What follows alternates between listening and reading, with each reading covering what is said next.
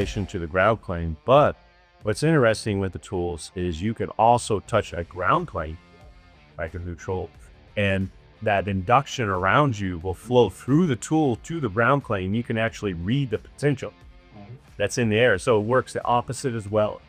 And what's interesting is we were seeing hundreds of volts on this equipment, and it was beautiful. It was beautifully done, brand new. And we were getting over 2,000 volts on the neutral flowing through the tool to the ground plane on the neutral that was above the 230.